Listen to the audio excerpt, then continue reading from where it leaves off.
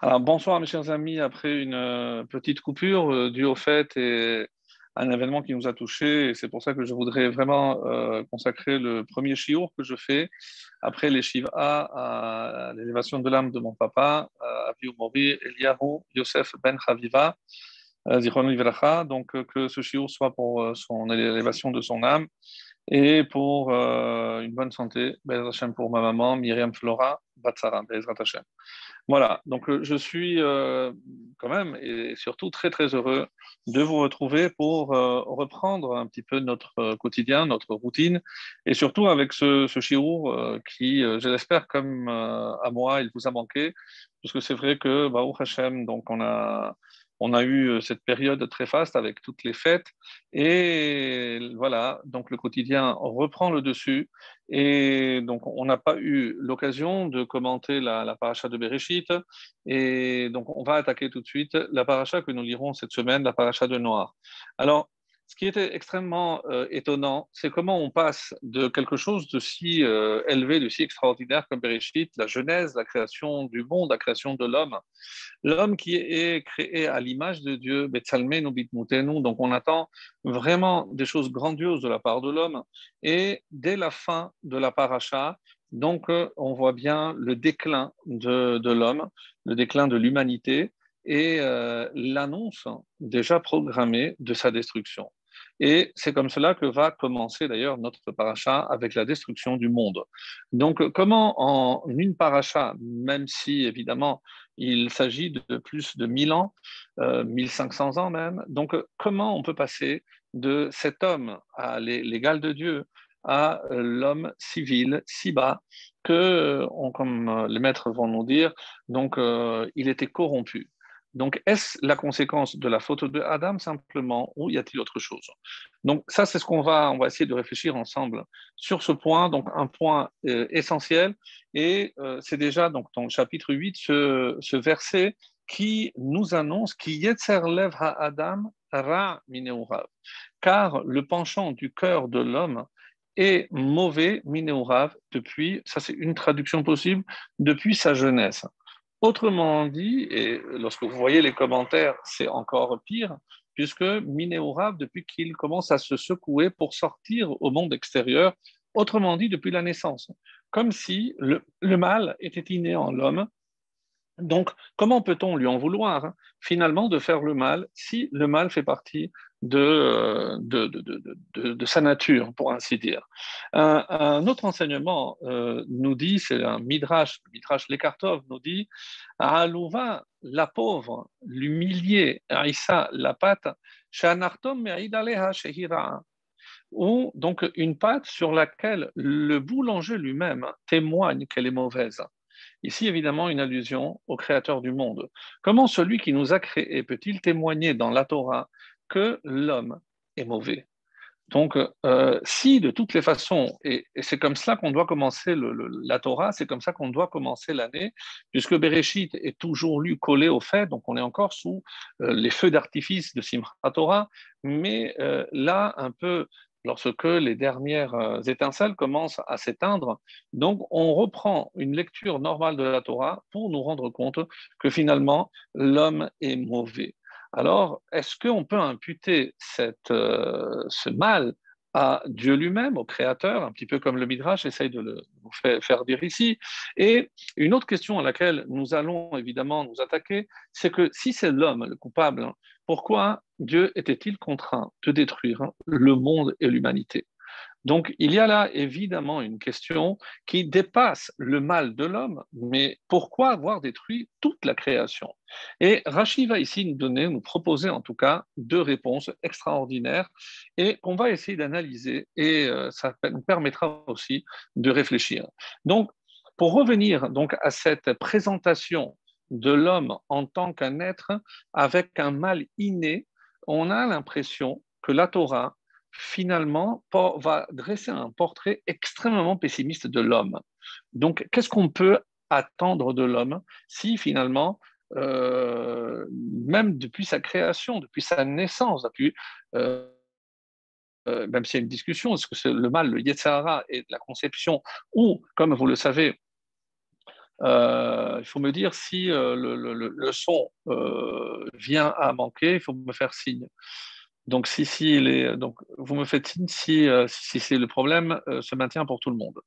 Donc, par rapport donc à cette présentation de l'homme que fait la Torah, donc on est un peu déçu. Et sincèrement, on s'attendait à autre chose de la part de l'homme. Alors c'est vrai, on va maintenant avec l'apparition de Abraham reprendre un petit peu l'espoir. Mais qu'en est-il de toutes ces générations, 10 générations jusqu'à Noir, et encore 10 générations, donc 20 générations, qui finalement vont sombrer petit à petit dans le mal, lorsque on va voir malheureusement que l'homme n'est capable finalement que de mal. Alors, si c'est le cas, qu'est-ce qu'on doit attendre de lui? Est-ce que ce n'est pas finalement pour l'homme une excuse si jamais il ne se comporte pas comme on aurait attendu de lui, eh ben, qu'est-ce qu'il va pouvoir présenter comme argument? Eh ben, qu'est-ce que vous voulez? C'est le Créateur qui m'a fait ainsi. Donc, Dieu, en présentant ce texte, prend un risque énorme. On va voir avec Abravanel une question encore plus forte. Pourquoi? Parce que qu'est-ce qui a fait que Hachem a décidé de détruire le monde? Donc, c'est comme ça qu'il va le dire lui-même à Abravanel, que je vous lis. Alors, Vayar Hachem, donc la fin de Bereshit. Dieu a vu qui Adam Ba'aret, que multiplier la terre, tourner vers le mal. Alors, Vayomer Hachem Emche. Alors, qu'est-ce que Dieu a décidé? Je vais tout effacer. Si finalement, c'est celle qu'il ne pense qu'à faire le mal et il n'est que le mal, il n'incarne que le mal, alors je vais tout effacer. Et maintenant, quand je vois le début de notre paracha, j'ai présenté le texte que j'ai lu d'abord, qui Yetzer Lev Ha'adam Ra Mineuvav, car le penchant du cœur de l'homme est mal depuis sa jeunesse, pour ainsi traduire, mais je n'ai pas lu dans le contexte. Maintenant, je vais reprendre le verset et je vais vous montrer, comme Ravanel d'ailleurs, une contradiction flagrante. Donc, qu'est-ce qu'il est dit dans ce chapitre? Donc, j'ai dit que c'était le chapitre 8. Non, c'est le verset. Alors, donc, par rapport.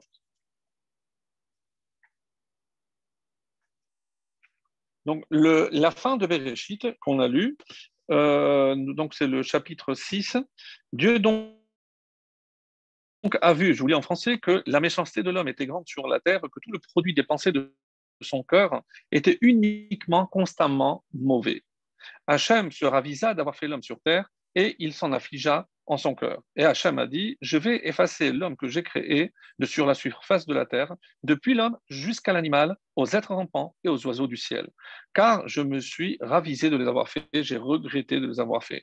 Et la paracha s'était terminée par, et Noah trouva grâce aux yeux de Hachem. Donc, ça, c'était la fin de Bereshit. On comprend comment Dieu prend une telle décision. On n'a pas encore répondu à la question, je vous rappelle, mais pourquoi le reste de l'humanité? Pourquoi, pardon, le reste du monde, si c'est l'homme le coupable? Donc, et là, c'est Rachi qui va donner deux possibilités, donc qu'on va essayer d'analyser plus tard. Maintenant, le contraste, c'est par rapport à ce qui est dit dans la paracha de cette semaine. Et lorsque euh, ta, ta, ta, ta, ta.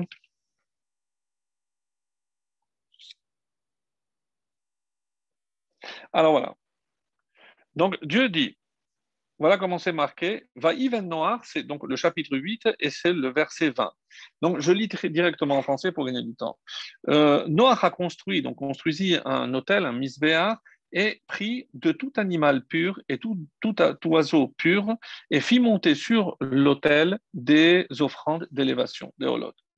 Hachem sentit l'odeur agréable et Hachem dit en son cœur, je ne continuerai plus à maudire la terre à cause de l'homme.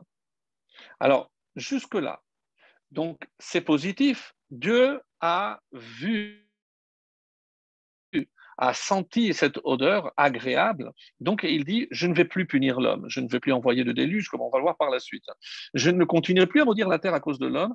Pourquoi? Car la conception du cœur de l'homme est mauvaise dès son enfance. Et je ne continuerai plus à frapper tous les êtres vivants comme je l'ai fait. Plus jamais, tous les jours de la terre, semailles et récoltes, froidure et chaleur, été et hiver, jour et nuit, ne seront interrompus. Donc, Dieu fait une promesse de ne plus détruire comme le déluge l'avait fait. Mais maintenant, et écoutez maintenant la question de Abravanel, qui est extrêmement puissante.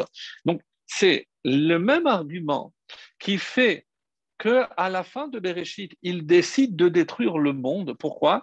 Parce que l'homme, les pensées du cœur de l'homme sont, de toutes les façons, sont mauvaises. Les pensées sont mauvaises.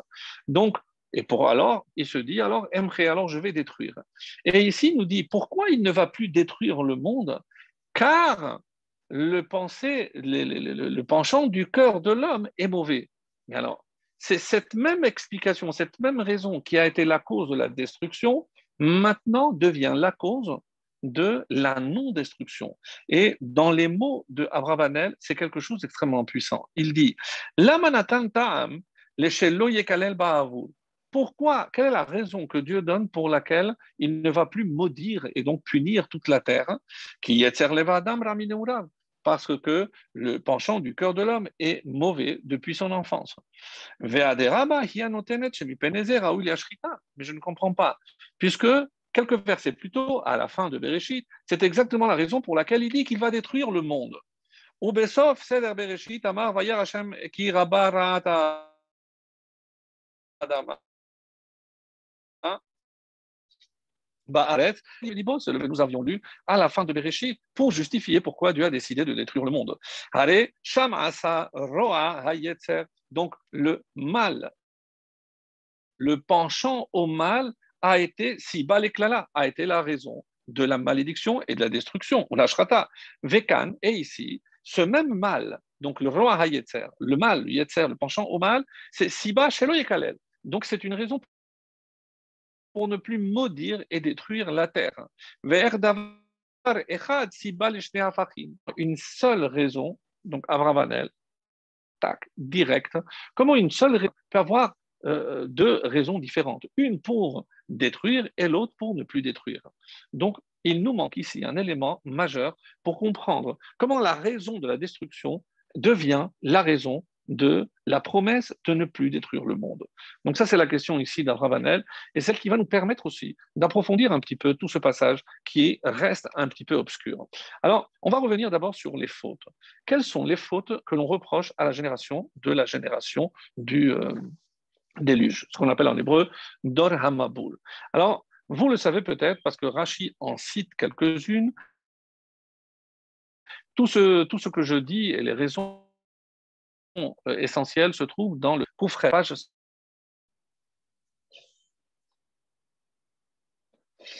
Voilà, donc pour essayer de comprendre les raisons qui ont fait que cette génération s'est rendue coupable de ce qu'on appelle Hashrata, donc Hishrit, elle est corrompue.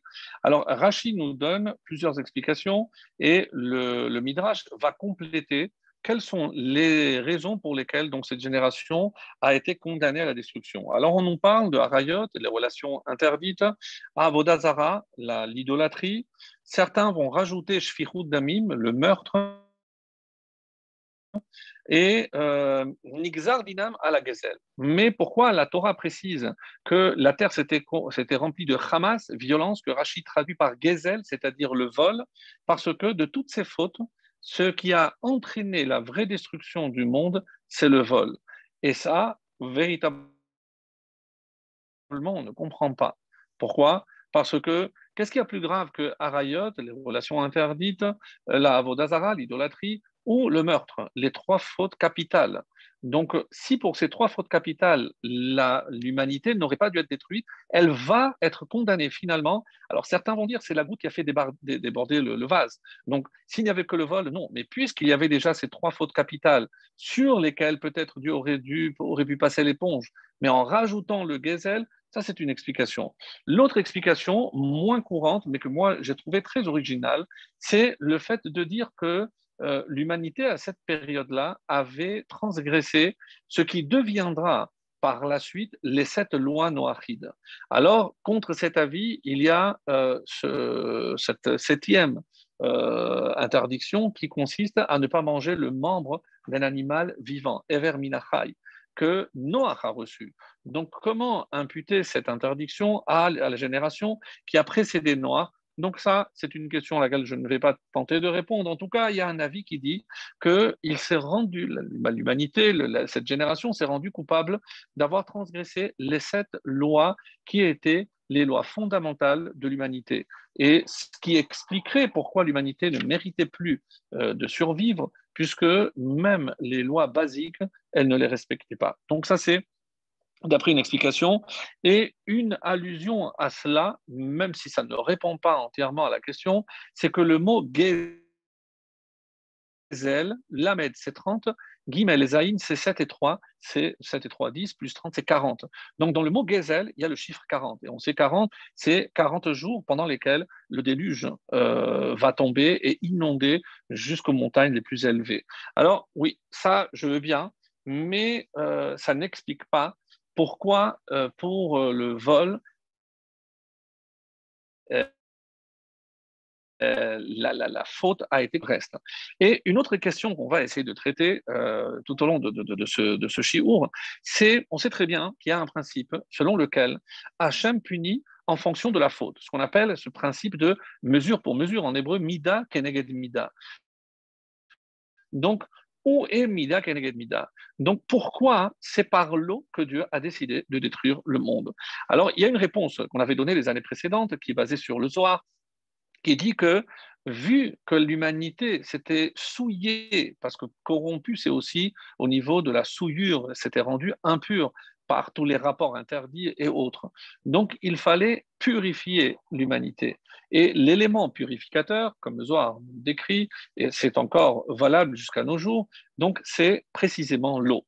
Et quelle est la mesure d'un mikvé? C'est Arbaim CA. C'est 40 CA. CA étant une mesure, donc, mais c'est le chiffre 40. 40, donc, comme les 40 jours pendant lesquels le déluge va tomber. Donc, c'est une mesure finalement de purification.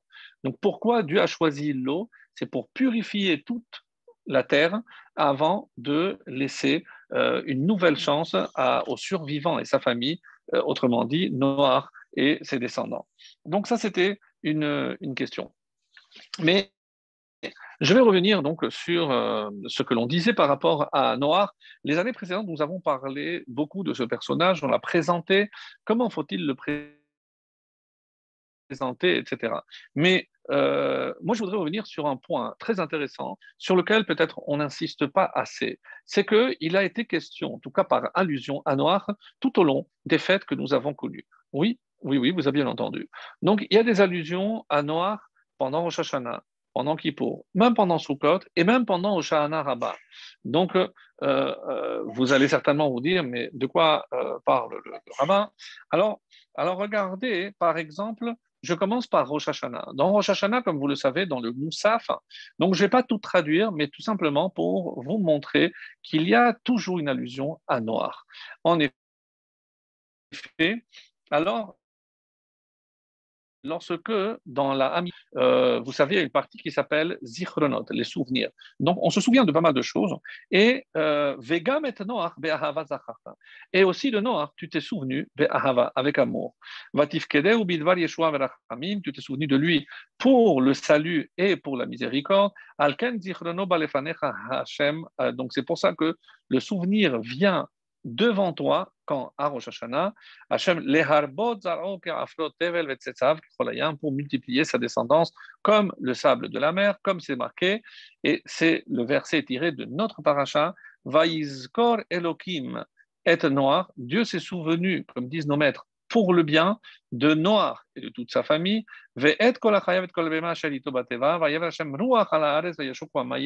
c'est pour ça que Dieu a éliminé les eaux, a baissé les eaux pour permettre à Noach de pouvoir sortir de l'arche et recommencer une nouvelle histoire de l'humanité. Donc, ça, c'est par rapport au souvenir. Donc, comme vous le voyez, c'est à Rosh Hashanah.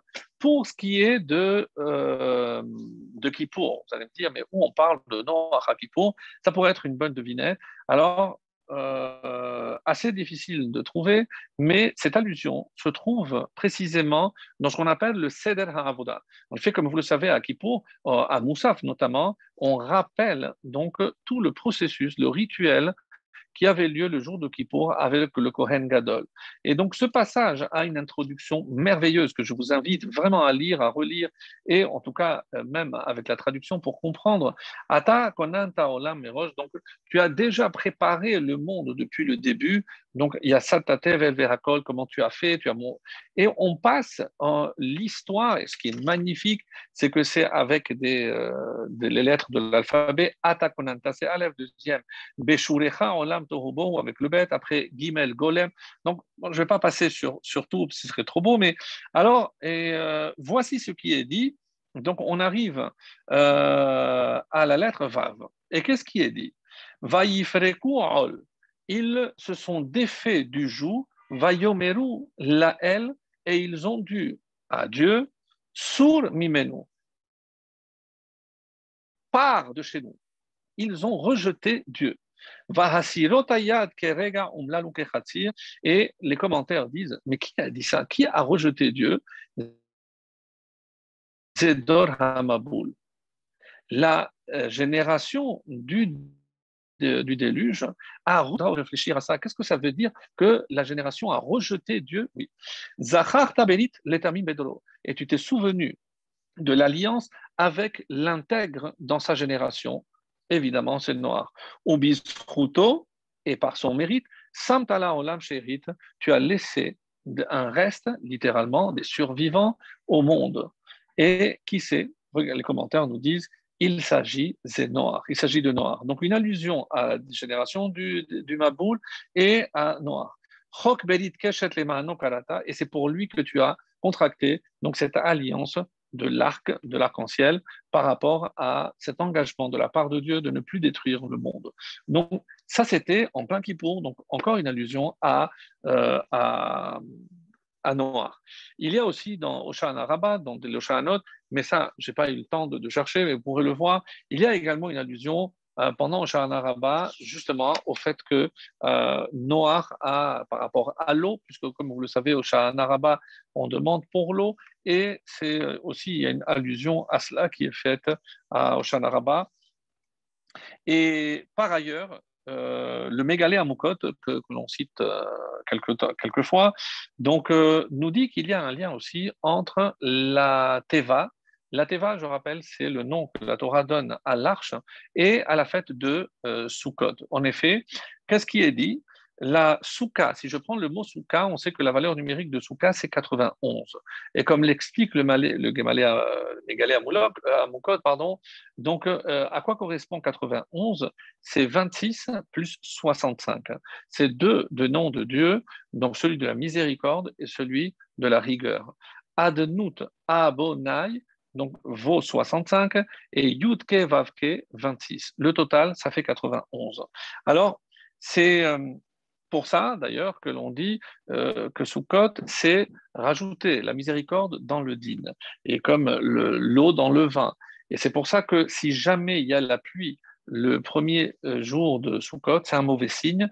C'est comme si Dieu nous disait, je ne veux pas de vous, de votre mitzvah. Alors, lorsqu'on regarde, par exemple, les mesures de l'arche, la longueur, c'était 300 coudées. Donc, vous divisez par deux si vous voulez avoir une notion approximative en mètres, c'est 150 mètres.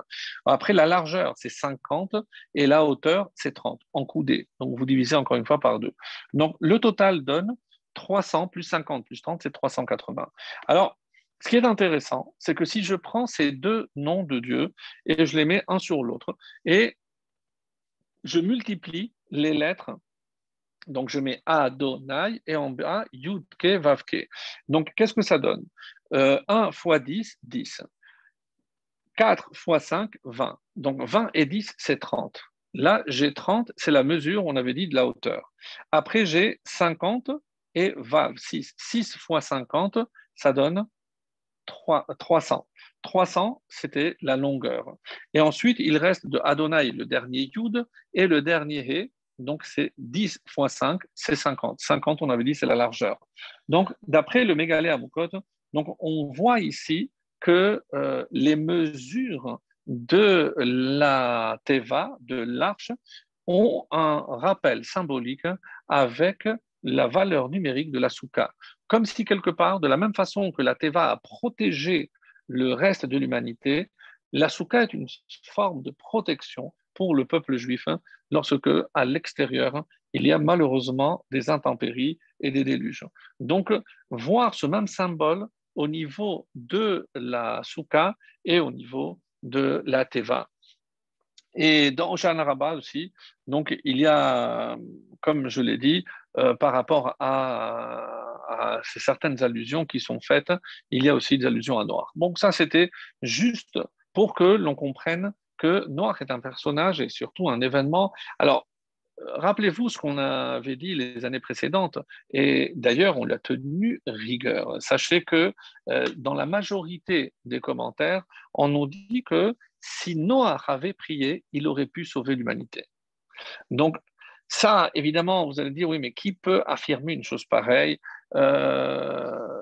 Écoutez, moi j'ai trouvé, je crois que c'est le Ben Ishraï qui fait cette allusion que j'ai trouvée extraordinaire. Donc là, par contre, il aurait mieux valu le voir, mais faites-moi confiance, vous voyez le mot Adam. Donc, quelle est la force cachée de l'homme? Alors, nous avons dans l'interprétation de la Torah une façon de voir ce qu'on appelle les lettres cachées. Par exemple, dans le mot Adam, donc de Adam, je vois le Aleph, le Dalet et le Mem. Mais quand je dis Aleph, il n'y a que le Aleph que je vois, la première lettre. Quelles sont les lettres que je ne vois pas et que je ne prononce pas? C'est l'Ef. De Aleph, je ne prends que Aleph. Par exemple, Dalet, pour Dam, Adam. Donc, je mets le Dalet, mais qu'est-ce qui reste? Dalet. Donc, il reste Let. Et pour la dernière lettre, Mem, donc il reste un autre Mem. Maintenant, nous révèle le Ben Ishraï, Ben Yoyada nous dit, si je prends maintenant les lettres invisibles dans Adam, Aleph, Dalet et Mem. Alors, juste, donc je ne sais pas si vous allez pouvoir le voir, mais je vous le mets ici directement de mes notes. Donc, on est ici. Donc, vous voyez ici Aleph, Dalet et Mem. Si je prends toutes les lettres cachées, donc ici Lev, Let et Mem, ça donne le mot mitpalel, le prieur. Mitpalel, quelle est la force cachée de l'homme? C'est la prière. Donc, si l'homme savait prier, rien n'aurait résisté. Même Noir, et surtout Noir, il avait aussi la possibilité, s'il avait prié, de sauver l'humanité. Lorsqu'il a ouvert l'arche, et comme c'est marqué d'ailleurs dans le texte, qu'au bout de 40 jours, et il a ouvert la fenêtre, Vahim Miketz, comme c'est marqué, c'est le verset 6 du chapitre 7. Et il est arrivé donc au bout de 40 jours que Noach a ouvert la fenêtre de l'arche qu'il avait faite. Et au bout de 40 jours, les Chachamim disent ici, à quoi c'est une allusion? Qu'est-ce qui se passe au bout de 40 jours? Donc si, comme vous le savez, à partir de Elul, on commence déjà à prier. Donc là, 40 jours après, c'est le jour de Kippour. Donc quand est-ce qu'il aurait ouvert la fenêtre? C'est le 40e jour, c'était le jour de Kippour. Donc encore une allusion entre Noach et Kippour par rapport déjà à ce qu'on avait vu dans le texte du Seder Avoda. Donc il est dit ici que finalement, l'homme noir aurait pu sauver l'humanité. Quand il a ouvert donc cette fenêtre, il a vu cette désolation, il a commencé à se lamenter. Et Dieu a dit, Chatia, espèce d'idiot, c'est pas maintenant que tu dois te lamenter. Si au moment où je t'ai annoncé que j'allais détruire l'humanité, qu'est-ce que tu m'as demandé, qu'est-ce que tu m'as dit? Il m'a dit, et moi, comment je vais faire? Je lui ai dit, toi, tu construiras une arche. mais tu ne m'as pas dit, mais pourquoi tu ne vas pas sauver l'humanité? Qu'est-ce qu'il faudrait pour que l'humanité soit sauvée? Tu n'as rien dit, tu n'as pas prié, tu ne m'as pas demandé. Donc, tu t'es contenté de te sauver toi-même. Donc, finalement, l'homme doit apprendre ici que rien ne résiste à la prière. Que si on savait prier, Hachem ne pourrait rien nous pourrait, la façon de parler, bien sûr, ne pourrait rien nous refuser. Évidemment, il y a des choses qu'on ne maîtrise pas, mais la force de la prière est ici mise en valeur par les lettres cachées de Adam, puisque c'est ce qui constitue sa véritable force, c'est la force de la prière. Donc, maintenant, pour revenir à cette question, Moshe, pour rentrer en Israël, ben, Dieu l'a arrêté. S'il avait continué à prier, il restait rentré en Israël. Donc, la preuve que Moshe aurait pu changer les choses, mais est-ce que c'est en bien ou en mal? On ne sait pas. En tout cas, la majorité des commentaires disent que si Moshe était entré en Israël, ça aurait mis en péril le peuple juif, hein, parce que tout ce qui est fait par Moshe est irrévocable. Donc, si on doit rentrer en Israël, donc il n'y aurait pas eu d'exil. Donc, et si le peuple méritait une faute, il aurait pu, Chas Shalom, disparaître. Alors que l'exil reste une soupape de secours pour ne pas détruire le peuple, comme vous le savez, ou c'est la même raison qui donner aussi pourquoi c'est pas David qui a construit le Beth Hamikdash. Donc, c'est une des réponses. On en verra une autre aussi que j'ai eu l'occasion d'étudier pendant ces jours-ci, aussi très belle. Pourquoi c'est pas David qui a construit le temple? En tout cas, on nous dit que si David avait construit le temple aurait été indestructible, puisque tout ce que David aurait fait ben, n'aurait pas pu être détruit. Et si le peuple avait fauté et que le temple ne peut pas être détruit, qui aurait pu être détruit, Chaz Shalom, le peuple juif. Donc, ce n'était pas possible. Et c'est la raison pour laquelle, pour ne pas avoir les mains pleines de sang, puisque ça aurait pu entraîner la mort, Chaz Shalom, du peuple juif. Donc, ça, c'est une réponse. Mais maintenant, je reviens à ma question initiale. Pourquoi? C'est Rachid qui nous donne, comme je vous l'ai dit, deux réponses. Alors, la première réponse, c'est que pourquoi Dieu a tout détruit? C'est alors que c'est l'homme qui apparemment est le principal coupable. Et en parlant de coupable. On dit il y a une fois dans un jugement, donc l'avocat qui avait fait la plaidoirie pour son client, qui était évidemment coupable, en tout cas il y a une présomption de culpabilité qui pesait sur lui. Alors dans sa plaidoirie finale, il a dit si vous attendez maintenant, vous patientez, dans 30 secondes, va rentrer dans cette salle le véritable coupable. Et là, évidemment, toute la salle se retourne pour voir apparaître, 30 secondes passent et personne ne rentre. Et alors, l'avocat se retourne vers l'Assemblée et dit, si vous étiez tellement convaincu que mon client était coupable, alors pourquoi vous avez cherché le véritable coupable? C'est qu'il reste un doute sérieux que mon client soit le vrai coupable. Donc, la vérité, c'était une preuve assez flagrante. Ce à quoi le juge a pris la parole et a dit, ben, moi, je maintiens que votre client est malgré tout le vrai coupable. Alors l'avocat demande, et qu'est-ce qui vous fait dire ça? C'est parce que lorsque vous avez annoncé l'arrivée du vrai coupable, c'est vrai que toute la salle s'est retournée. Mais moi, j'ai fixé votre client. Lui, il a baissé les yeux. Il ne s'est pas retourné. Parce qu'il savait qu'il n'y avait pas un vrai coupable qui pouvait rentrer, puisque le vrai coupable, c'est lui. Donc, le vrai coupable se connaît. Donc, si l'homme est le vrai coupable, donc que vouloir, pourquoi Dieu en voulait à toute la création, la terre, les animaux? Alors, la première réponse de Rachid consiste à dire que une fois que l'homme s'est corrompu, ça a entraîné la corruption dans toute la création. C'est vrai que l'homme est le summum de la création, mais il influence aussi le reste de la création parce que lui s'est corrompu, malheureusement, donc il a entraîné la corruption de tout le reste de la création et tout le reste des créatures. Donc, si tout le monde méritait la destruction, c'est parce que tout était corrompu. Je plantais une chose, ça donnait une autre, les animaux se mélangeaient, etc. Donc, c'était vraiment quelque chose qui ne correspondait pas à la création originelle de Dieu. Donc, Dieu a préféré sa destruction.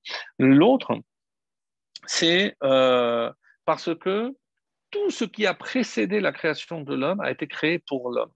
Mais maintenant que l'homme ne mérite plus, alors pourquoi garder tout le reste de la création si de toutes les façons l'homme mérite la destruction alors que tout soit détruit. Le Midrash nous donne une parabole, à mon avis, très touchante, très parlante. C'est un homme qui préparait le mariage de son fils, donc vraiment en grande pompe. Il avait le traiteur, la salle, les musiciens, l'orchestre, tout. Lo nous, qu'à Dieu ne plaise. Donc, quelques jours avant le mariage, le fils meurt. Donc, évidemment, donc vous allez me dire, ben, il est évident qu'il va annuler la fête. Donc, il va renvoyer tout le monde chez lui, le traiteur, la salle, l'orchestre, le caméraman, puisqu'il n'y a plus de raison d'être. Donc, c'est un peu, et ça nous parle davantage. C'est un petit peu finalement ce qui s'est passé au niveau de la génération du déluge. Donc, une fois que l'homme ne méritait plus sa place sur Terre, donc à quoi allait servir le reste de la création? Donc, Dieu décide d'arrêter tout, puisque si il n'y a plus d'homme, il n'y a plus le Fils pour célébrer toute la création, donc la création n'a plus de raison d'être.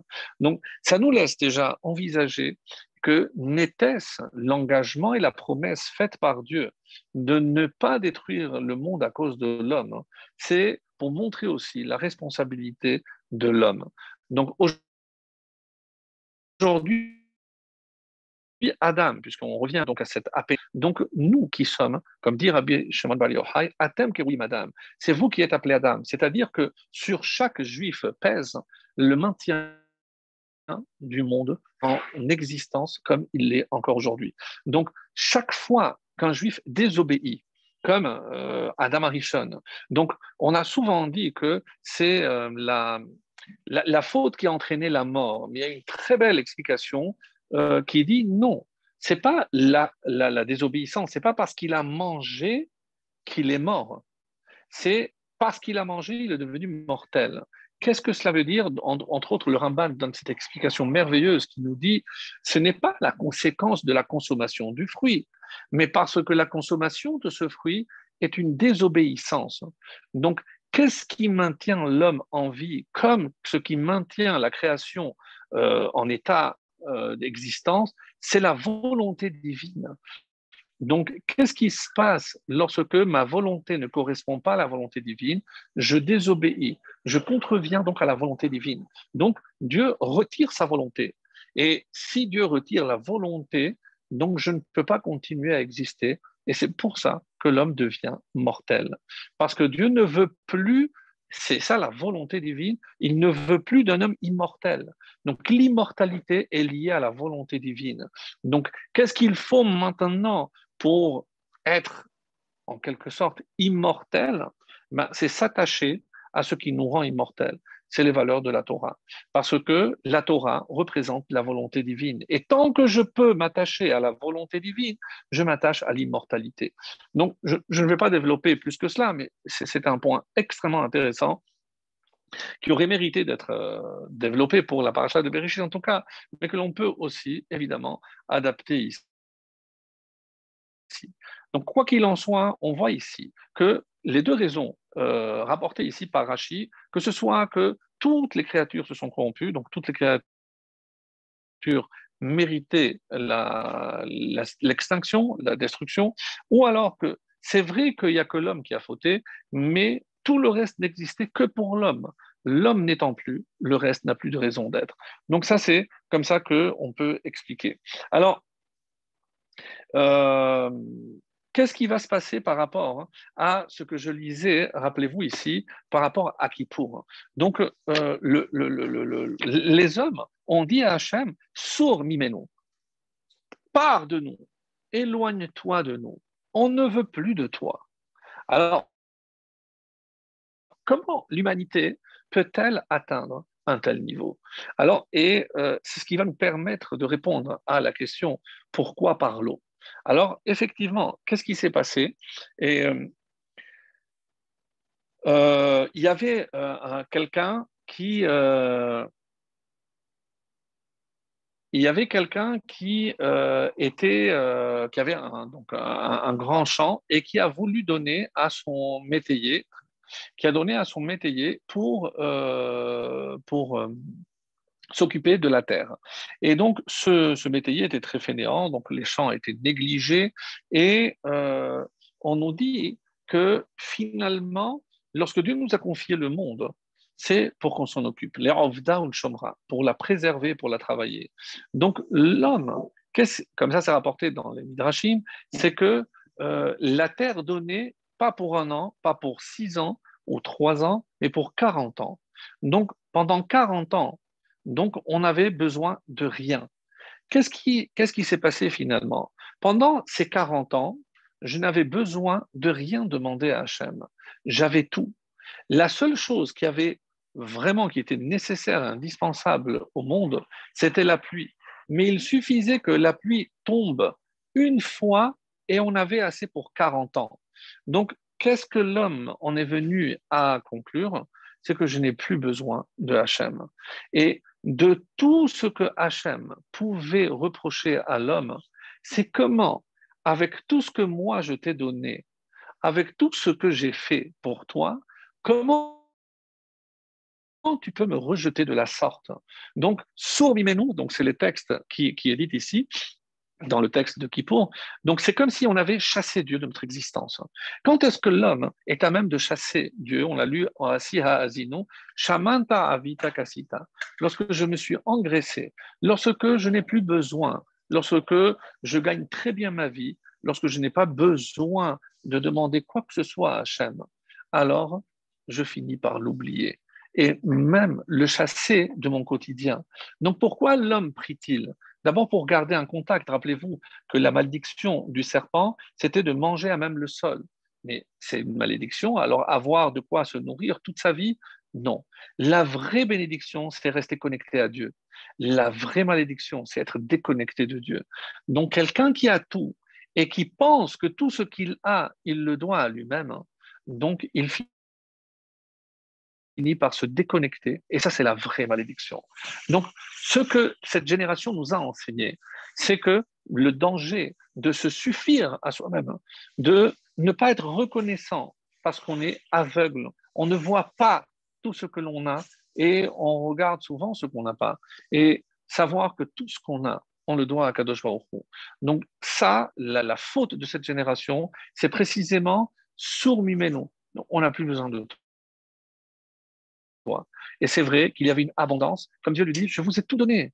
Et c'est comme ça que ça a apporté aussi dans la Gemara. Je vous ai donné de l'abondance. Je vous ai donné de tout. Et comment vous l'avez remercié? Alors, et c'est comme ça qu'on a une première explication. Donc, pourquoi j'ai créé la terre dans ce monde? C'est pour vous accueillir. Qu'est-ce qu'il y avait avant que vous n'arriviez? De l'eau. Donc finalement, maintenant que vous ne méritez pas votre place sur cette terre, hein, donc que va devenir cette terre? Ce qu'elle était avant que je décide de vous créer, c'est-à-dire de l'eau. Et maintenant, on comprend pourquoi Dieu a puni la terre hein, et l'humanité par l'eau. Pas comme nous avions dit, et ça c'est une explication pour la purification, mais l'autre explication, c'est comme on vient de le dire, c'est par rapport justement au retour à l'origine si le monde était de l'eau et le monde est redevenu de l'eau, comme si l'homme, le passage de l'homme avait été oublié. Alors, et c'est comme ça que il y a un midrash aussi par rapport à cela aussi très beau qui nous dit qu'au début il y avait un roi qui avait des ministres qui étaient muets et il lui était vraiment très très fidèle. Il communiquait par allusion, par geste, etc. Et lorsque le roi s'est dit maintenant que s'ils sont muets, ils sont tellement fidèles, s'ils parlaient, ils le seraient davantage. Donc il a changé tous ses ministres et il a pris des bien parlants, des pécrimes qui pouvaient bien s'exprimer. Et qu'est-ce qu'il s'est rendu compte? Que dès qu'ils ont pu s'exprimer, ils se sont révoltés contre le roi. Le roi il a dit non, non, non, jusque-là et pas plus. Et il les a évidemment tous fait démettre de leurs fonctions et il est revenu comme avant. Donc, au début, le monde était de l'eau. Donc, Dieu a voulu faire du bien à l'homme. L'homme lui a rendu en mal. Dieu lui a dit ben écoute, alors on revient à l'état initial. Donc j'ai trouvé que c'est une explication très, très, très originale. Et il y a un midrash magnifique hein, qui va aussi nous permettre de comprendre un autre passage et par rapport à ce qui est dit ici dans cette paracha, et j'espère que ça va nous permettre aussi d'avancer dans ce que je voulais développer par rapport à cette paracha. En effet, dans le Midrash sur la paracha de Mishpatim, on dit que Dieu a voulu donner 4 choses à Dor HaMabul, à la génération du déluge. Quelles sont ces 4 choses? La Torah, les Korbanot, la Tefila et les Yisurin et les épreuves. Velo Bikshu, mais ils n'ont rien demandé. Donc, il n'y a pas. La question est, la Torah, je comprends. Les Korbanot, pour rester en contact avec Dieu, je comprends. La Tefila, on en a déjà assez parlé, c'est une évidence. Mais les Issourines, est-ce qu'on va vouloir des Issourines? Est-ce qu'on va demander des épreuves? Alors, on ne comprend pas très bien. Et très sincèrement, c'est une question qui va nous permettre de comprendre aussi un autre passage, je pense, sur lequel on ne s'est jamais arrêté dans cette paracha. C'est le passage des oiseaux. Et oui. Donc, vous savez qu'au moment où il a ouvert la fenêtre, la fenêtre qu'il avait créée, donc, dans un premier temps, il envoie le corbeau et dans un deuxième temps, il envoie la colombe.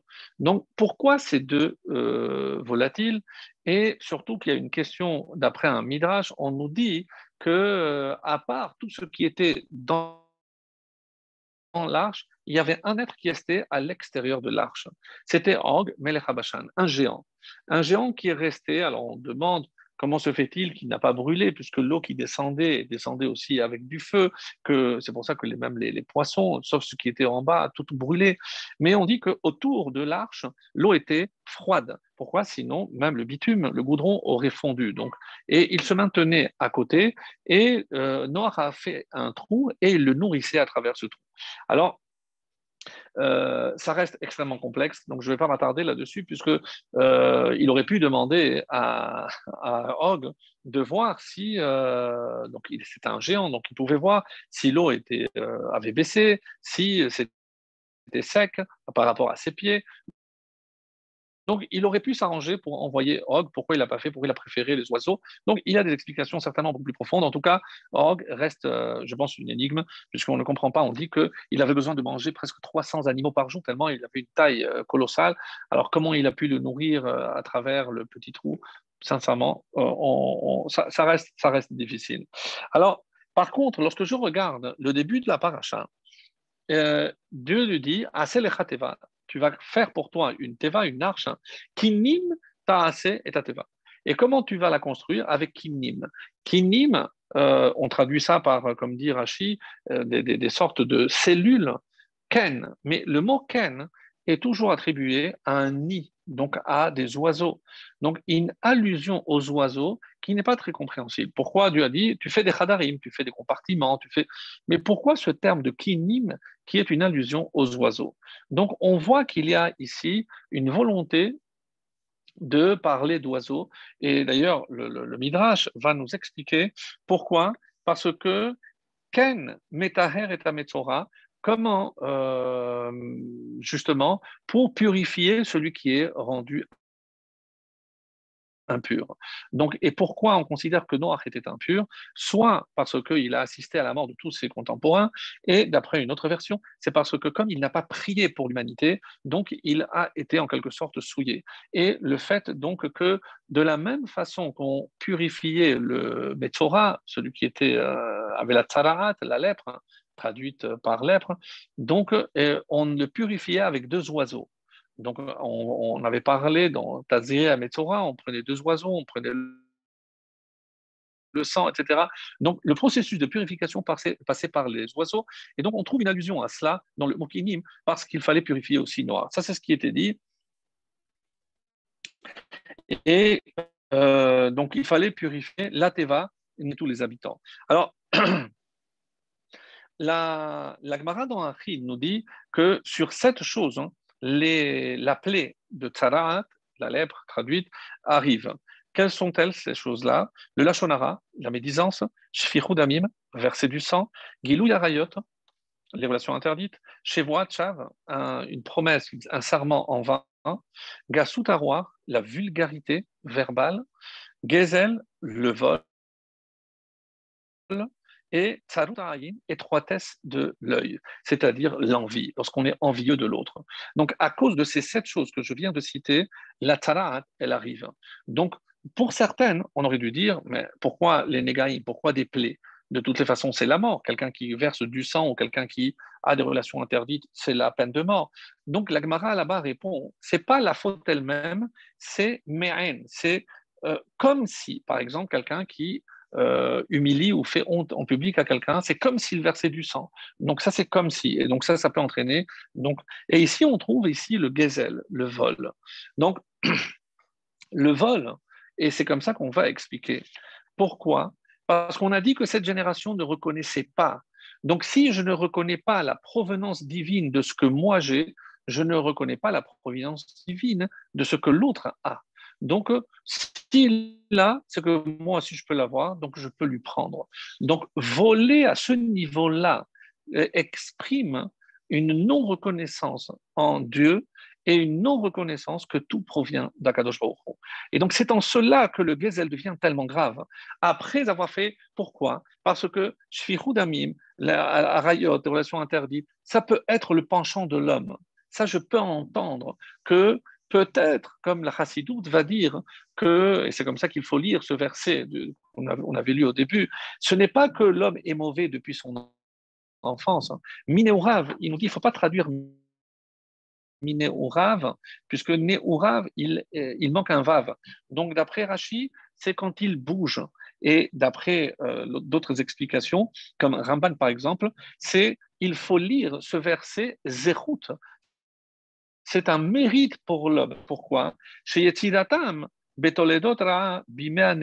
Parce que la création, telle que Dieu a créé l'homme, est créé bon. Alors, qu'est-ce qui se passe? Minaneorim, klomar, mechamatam adam shehem c'est par rapport à tout ce qui bouge autour de lui, c'est-à-dire tout ce il va se laisser influencer par des éléments extérieurs, mais le fond de l'homme, comme Rambam l'expliquera d'ailleurs, pourquoi on peut obliger quelqu'un à donner le guet alors qu'on dit que quelqu'un qui donne un guet parce qu'il est obligé, il n'est pas valable, et il répond le Rambam parce qu'au fond de lui, il veut le donner. C'est-à-dire, au fond de lui, il est bon, mais c'est l'extériorité. C'est comme ça que la chassidoute distingue entre l'intériorité et l'extériorité. L'intériorité de l'homme est toujours bonne. C'est comme une pierre précieuse qui tombe dans la boue. La pierre ne perd jamais sa valeur. Mais c'est l'extériorité qui est mauvaise et donc qu'il faut casser, qu'il faut briser pour atteindre. Donc, Ramine ou Rav, c'est parce que tout ce qui bouge autour, il se laisse influencer et c'est malheureusement ce qui l'entraîne. Donc, ça, c'est, vous allez me dire, certainement une vision chassidique, mais tellement belle et que j'aime tellement puisque je pense que c'est ça ce qu'il faut retenir. Alors, en tout cas, on revient pour commencer notre conclusion par rapport à ce qu'on disait au sujet du corbeau et pas le renard, mais la colombe. Donc, la colombe qui vient en deuxième, comme vous le savez, il va partir une fois et l'omat'a manoar, elle n'a pas trouvé où poser ses pattes et c'est pour ça qu'elle est revenue. Et après la deuxième fois, elle est repartie et comme les Rachamim et Rachid l'expliquent, parce que si elle avait trouvé où se poser, elle ne serait pas revenue. Mais ça contredit la deuxième fois. Pourquoi? Parce que la deuxième fois, elle revient alors qu'elle a une branche d'olivier, une feuille d'olivier dans son bec. Alors, ça contredit. On avait dit que si jamais elle avait trouvé, elle ne serait pas revenue. Alors, pourquoi elle est revenue? Donc, ça, c'est la question que se posera Rachid et tous les commentaires. Et il y a une autre question aussi très belle, c'est que la première fois, hein, lorsqu'elle est arrivée, Noir a lancé la main pour l'attraper. Et on nous dit pourquoi? Parce qu'elle s'était fatiguée. Vu qu'elle n'avait pas où se poser, donc elle était fatiguée. Et même ces instants, le temps de rentrer, et Noir a voulu qu'elle se repose. La deuxième fois, comme il a vu Noir qu'il avait la branche sur le bec, elle dit c'est sûr qu'elle s'est posée sur cet olivier, donc je n'ai pas besoin de la prendre et elle est rentrée. Mais ça n'explique pas pourquoi la deuxième fois, elle est venue quand même, puisque le but, comme on l'avait dit, si elle avait trouvé, elle ne serait pas revenue. Donc là, elle a trouvé, elle est quand même revenue. C'est qu'il y a ici un message extrêmement important et c'est celui qui va nous servir certainement pour notre conclusion. Alors, je reviens d'abord sur le Horev. Le Horev, c'est le corbeau. Alors, juste pour ceux qui connaissent ce Zohar, je ne sais pas si on l'avait mentionné les années précédentes, donc à quoi correspondent ces deux oiseaux? Donc, un noir et un blanc. Donc, le blanc, c'est la pureté, comme vous le savez, c'est la fidélité. Et on dit que ces deux oiseaux correspondent à Yaakov. Yaakov, la blancheur, la pureté, c'est la colombe et la fidélité. Et le corbeau qui représente Esav. Donc ça c'est intéressant comme image d'après le Zohar. Donc ça va plus loin puisqu'on dit que on retrouve la notion de ceux qui veulent du mal au peuple juif. C'est le Erev, Rav Erev, c'est les mêmes lettres que Orev, que le corbeau. Donc il y a des allusions à cela qui est fait d'après le Zohar. En tout cas. Par rapport au rêve, donc on dit que pourquoi il l'a envoyé en premier. Alors c'est pas parce qu'il faisait confiance, c'est que, d'après certains commentaires, c'est parce que c'est un des trois à avoir désobéi et à avoir eu des relations à l'intérieur de l'arche, alors que c'était formellement interdit. Donc le chien, c'est l'autre, et Ham, apparemment, donc c'est aussi le troisième. Il n'a pas envoyé pour savoir si les eaux avaient baissé, c'était pour le chasser, puisqu'il avait fauté, donc il ne méritait plus de rester là, il voulait le chasser. Ça, c'est une explication. L'autre explication nous dit que non, c'est parce que le Horev, c'est celui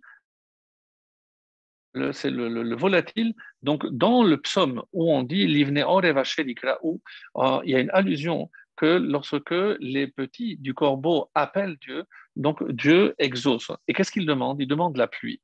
Et regardez le contexte du psaume. Et il y a aussi une autre allusion, rappelez-vous, c'est le fait que les corbeaux naissent blancs. Et lorsque les parents voient, ils disent non, ça c'est pas à nous, donc ils les chassent, ils s'en vont. Et heureusement que Dieu est là pour les nourrir. Et pourquoi Dieu nourrirait-il les petits du corbeau? Parce que lorsque Hevel a été tué, on dit d'où Adam et Chava ont su qu'il fallait enterrer, c'est d'un corbeau. Donc le premier chesed qui a été fait pour montrer qu'un autre corbeau qui était mort, donc le corbeau vivant, a enterré, et c'est comme ça que Adam et Chava ont su qu'il fallait enterrer. Donc c'est en reconnaissance donc de ce chesed. Peut-être que Noir s'est dit, il va faire un autre chesed, et c'est grâce à lui qu'on va peut-être trouver un endroit où nous poser. Donc ça, c'était une piste possible. En tout cas, ça, c'est par rapport au corbeau. Je reviens donc maintenant à la colombe. Velo mat'a yona manoir. Donc, si la colombe n'a pas trouvé un endroit où se poser, c'est que forcément, il y avait encore de l'eau. Et oui, ils ont nourri Eliawanavi, bien sûr. Et le rocaire pose une question intéressante. Mais je ne comprends pas. Comment on peut affirmer que la colombe ne serait pas revenue alors qu'on la présente comme le prototype de la fidélité? Donc, si le conjoint était resté dans l'arche, c'est évident que la colombe partie serait revenue. Et c'est ce qui fait dire aux rockers que non, qu'ils sont partis, c'est pas une colombe, mais deux. C'est le couple des colombes qui est parti et le couple qui est revenu. Donc, c'est le seul à avancer une telle affirmation, mais en tout cas assez intéressante par rapport à ce qui est dit ici. Et le corbeau, en quelque sorte, s'est plaint, parce que ni toi tu m'aimes, parce que tu veux me chasser, mais donc si je ne trouve pas comment tu veux, je suis de mon espèce, je suis le seul mâle, donc si je ne reviens pas, mon espèce va disparaître. Donc tu me veux du mal. Donc ça c'est la discussion entre le corbeau et Noir. Donc bon, des midrashim magnifiques, mais on n'a pas le temps de tout voir. En tout cas, voilà ce que elle est revenue la deuxième fois avec l'Ésaïte, donc une feuille d'olivier. Alors, il y a une allusion qui dit que l'olivier est comme elle est profonde, c'est la Torah. La Torah et surtout la Torah cachée, parce que je dois la presser pour sortir. Donc c'est une allusion à la Torah. Donc comme si la colombe est venue les et rêve vers le soir. On dit que c'est une allusion à la fin de l'exil et que pourquoi elle est allée une fois, elle est allée deux fois. Donc c'est l'exil.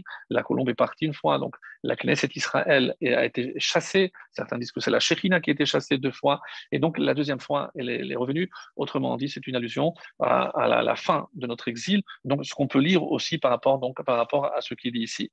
Quoi qu'il en soit, et pour revenir à cette question, pourquoi la colombe est-elle revenue la deuxième fois?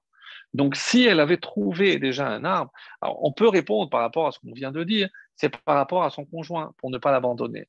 Donc, c'est une très belle image. Mais en tout cas, ce n'est pas ce que les commentaires vont dire. Et regardez par exemple Rashi notamment, qui va donner une explication assez intéressante en nous disant que la colombe voulait donner un message à Noir. En effet, quel est ce message? Sache, Noir, que je préfère être nourri par Dieu, même des varim mélorim, même des choses amères, plutôt que des choses douces de la part d'un homme. Donc là, sincèrement, on ne comprend pas. Pourquoi? Parce que c'est de l'ingratitude. Pendant un an, Noah nourrit cette colombe. Et maintenant, elle revient pour le narguer, pour dire, tu sais que je préfère maintenant manger amer à l'extérieur, mais je t'ai hébergé pendant un an, je t'ai nourri, et maintenant tu me craches dessus de cette façon-là. Comment on peut imaginer que la Torah veuille donner ici une leçon d'ingratitude, en tout cas dans la bouche ou dans le geste de la colombe.